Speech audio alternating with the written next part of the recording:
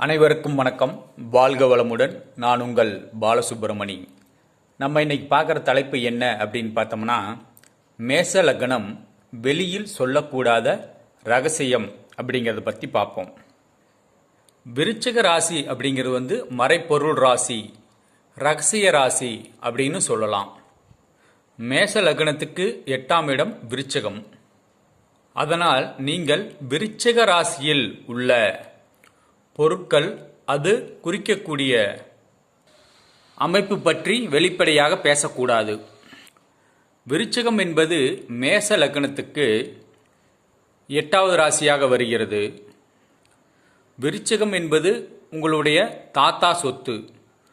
உங்களுடைய தாத்தா சொத்து பற்றி நீங்கள் வெளிப்படையாக பெருமையாக பேசினால் அது உங்களுக்கு பாதிப்பை தான் உண்டாக்கும். அதாவது, எங்கள் தாத்தா சொத்து நல்ல விலைக்கு போகும், அதை விற்று நாங்கள் செட்டில் ஆயிடுவோம், அவ்வளோக்கு போவோம் இவ்வளவுக்கு போவோம் அப்படின்னு வெளியே சொல்லிக்கிட்டு இருந்தீங்க அப்படின்னா நீங்கள் எதிர்பார்த்த ரேட்டுக்கு அந்த நிலத்தை விற்க முடியாது, குறைவான விலைக்குத்தான் போகும். அதனால் உங்களுடைய தாத்தா சொத்து பற்றி பெருமை பேசக்கூடாது மேசலக்கணக்காரர்கள். மேசலக்கணத்துக்கு 8ஆம் இடம் அப்படிங்கிறது தாம்பத்தியத்தை குறிக்கும். அதனால் உங்களுடைய தாம்பத்திய வாழ்க்கை பற்றி யாரிடமும் வெளியில் பேசக்கூடாது. வெளியில் பேசினீங்கன்னாவே அதுவே உங்கள் தாம்பத்தியத்துக்குள்ள பிரச்சனையாகும். அதே மாதிரி 8ஆம் இடம் என்பது மனைவியின் வருமானம். அதாவது உங்களுடைய மனைவியின் வருமானத்தை பற்றி கூறக்கூடியது. அதனால் உங்களுடைய மனைவி வருமானத்தை பெருமையாக மற்றவரிடம் சொல்லக்கூடாது.